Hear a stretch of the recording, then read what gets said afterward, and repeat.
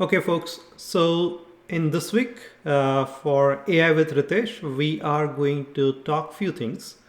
One is we are going to touch upon a mixture of experts. This is something a new technology. I'm sure some of you have heard of it.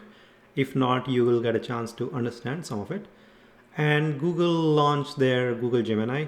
So we'll briefly touch upon that. There is also a European Union has created an AI Act, so we will talk briefly, and there is something Apple is doing in the machine learning AI space, and then we'll briefly touch upon what they are up to.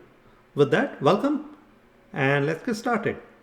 So, I'm sure there are many things you have heard recently about things happening in the AI space, and we are in what? Almost mid December here. Almost the year is about to get over, but the AI is not stopping. There are so many developments happening within the AI space, and one I would like to highlight today is around what we call a new kid on the block, a Mistral. It's a company which I think got launched in the March of this year. So it's not even a total 9 months. So maybe it's a 9 month. A baby just got born, and they had launched a 7 billion parameter model a few weeks ago, and they extended that model with what we call a mixture of experts. So there are like 7 billion parameter model into a single model. This is like similar to what GPT-4 does. GPT-4 has, and then there are many unknowns about what GPT-4 has, but there are few things what people have been talking about what GPT-4 has, right? So somebody had inadvertently mentioned that, okay, GPT-4 has 8 times 220 billion parameter model. I don't know whether it's true, false, but this is out in the public and people are talking about it. But in a way, it's using what we call, from a science point of view, a mixture of technology. So what we are doing as a part of here is understanding what this mixture of experts, sorry, not technology, mixture of expert, MOE, as a technique. Let's get started. So what is the MOE, or a mixture of experts? So there are many things have been done from an LLM optimizations point of view. People are using a fine-tuning techniques called RLHF or LoRa or parameter efficient fine-tuning. But here, when you are building a model, as a part of that, you are creating a different set of a model or an expert models. So what Mistral did in this scenario, they created 8 different expert model of a 7 billion each, and they are creating a single holistic single model, what they known as, or they named it as a Mixtral, Mixtral, Mixtral, right? Let's come to what that is, or how that mixture of expert would work. So if we think from a traditional machine learning point of view, in traditional neural network, there is, let's say, an example of a feed forward neural network. And if you don't know about feed forward neural network, that's okay. All you need to know it's not current. It's a traditional way of doing a neural net. And when a data or input has been given to that particular model, it passes through all the layers within that neural network, and then it gives you output. That means the output, there is a latency between input and output. What MOE, or mixture of expert, is solving is it's based on the task on the input. Let's say we want to do a summary, and in that scenario, there is a brain, a single brain, which will identify that, okay, where the summarization model, which model out of this 8 model are expert in summarization, and it will send that task to that particular model. If we ask a model to do a translation, for example, and it will find which model is expert in translation, and it will route a request to that particular model. So you may wonder, hey, this is confusing. Can you use some simple analogy? So yeah, let me take an example, right? So here I have a cousin. He's a doctor, and he's a very good doctor, but he's a general practitioner. And when I say general practitioner, he's not expert in any particular domain. He's not a heart specialist or a brain specialist, but he's a general practitioner. And when somebody goes to his dispensary, he owns his own independent practice.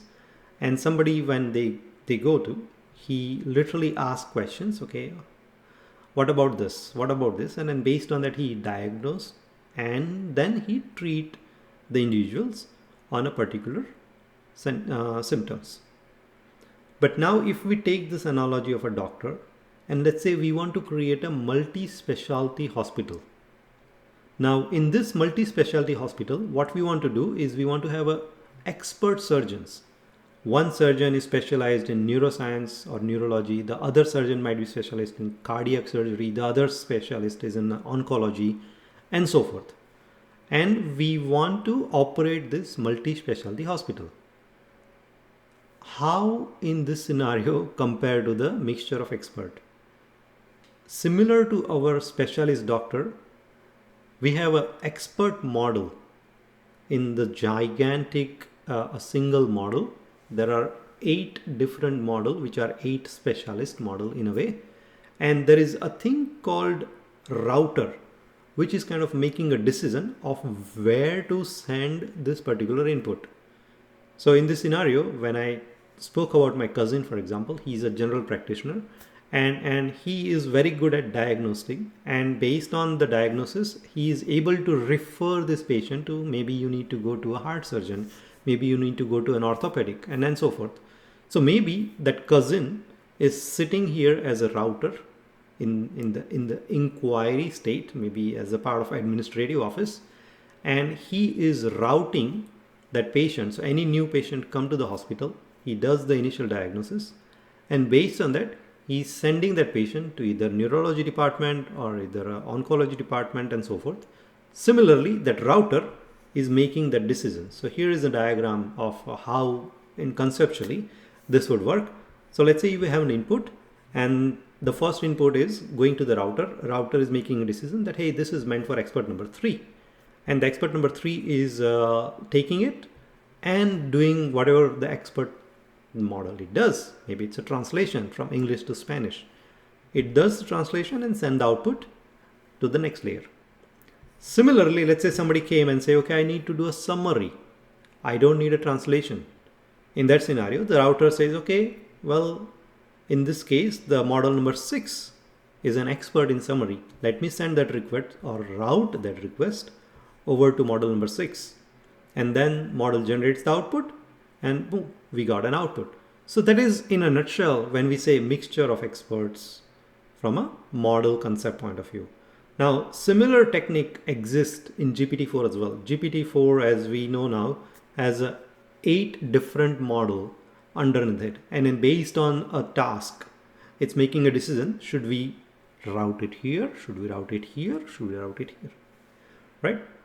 So then the question you may have is, why not everyone is building the mixture of experts? Well, there are a few things. It's like, why not everyone is building a multi-specialty hospital? Resources. Not everyone has the resources. Maybe in this scenario, to train such a large model, you need a lot of GPU, you need a lot of time. Also, is there a demand for so many specialist models? Maybe there is. Everyone is looking for GPT-4. So maybe I'm hoping more companies would go and build such models for MOE. But at the same time, not everyone can build it because it is very complex. And to build such a model, it requires a lot of brain power, a lot of human power, along with the compute power. So not everyone can build it, and hats off to the Mistral team who were able to build it and release it as an open model, as an open access Apache 2.0 license model. That means anybody can take that model, rip it apart and build of their own, right? So there we go. A lot of creativity should happen now, since that MOE models are out in the open access way.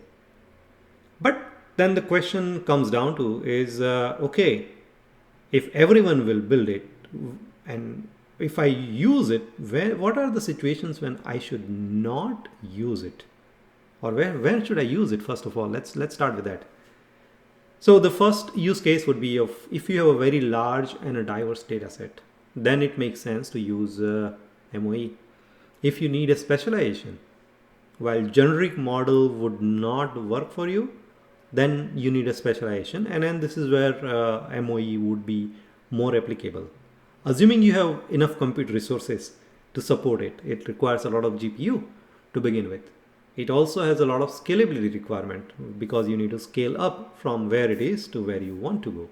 And if you are looking for a state-of-the-art performance, is certainly where MOE would work well. But then the question is, where should I not use it? Why should I always use it, and then in which condition I should not use it? So it comes down to your data set. If you have a very small data set, or the data set is homogeneous, which is kind of a similar pattern, then it wouldn't make sense to use the MOE. The amount of time it takes to either train or tune the model may not make sense for you to justify if your data is kind of in a homogeneous state. If you don't have a compute resources, makes sense.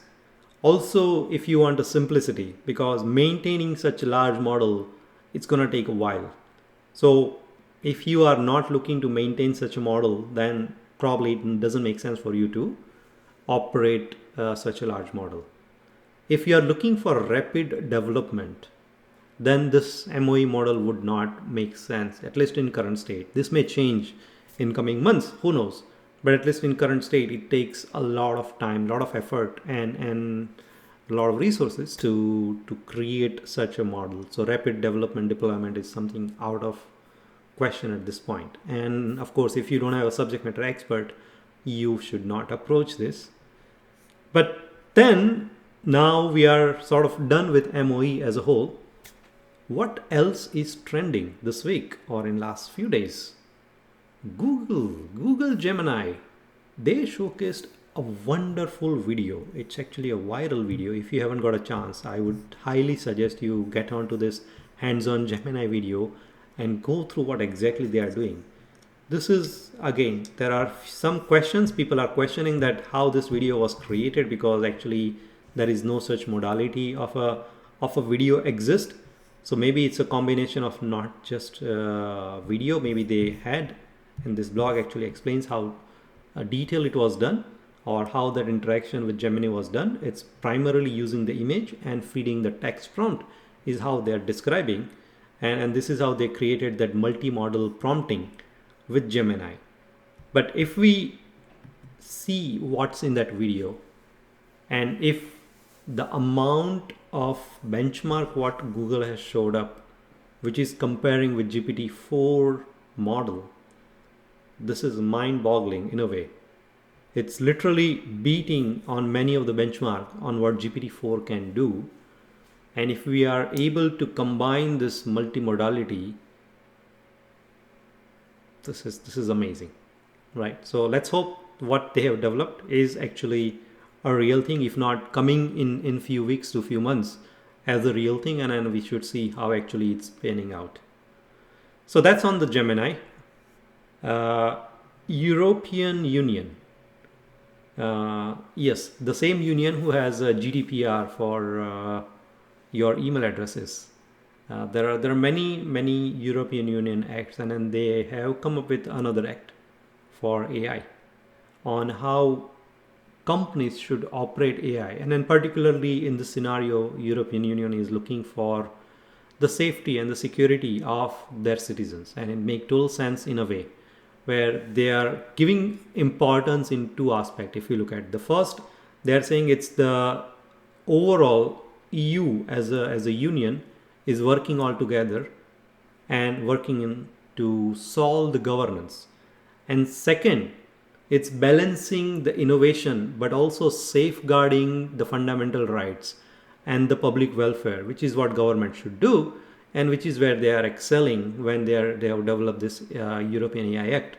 I'll do another video at later time in terms of going through the line by line of what actually the act is and how it impacts for a company, for an individual, and whatnot.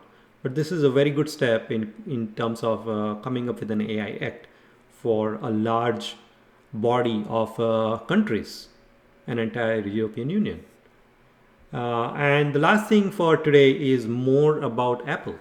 Now, we have seen a lot of things from Google, from certainly Microsoft with OpenAI, with Amazon, and now Apple is gearing up for AI. And what they have released is they have released their framework they call MLX.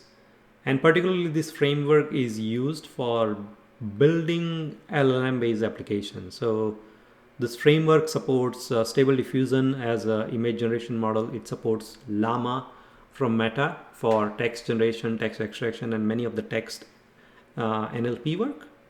And this MLX framework actually works with Apple Silicon.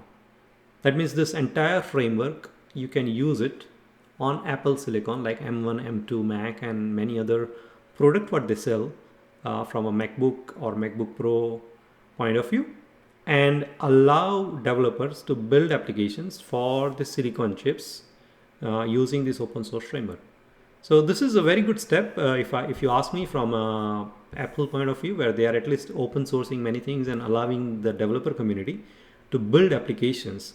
Maybe this is a first step towards getting that adoption of AI at the edge, right? Who knows? Maybe next time they will have a framework for iPhone or iPad or something else altogether. So that's all we can hope. But with that, I thank you for your time for watching this, and feel free to use comment for any questions you may have, or what else I can come up with from a video point of view. Thank you for your time.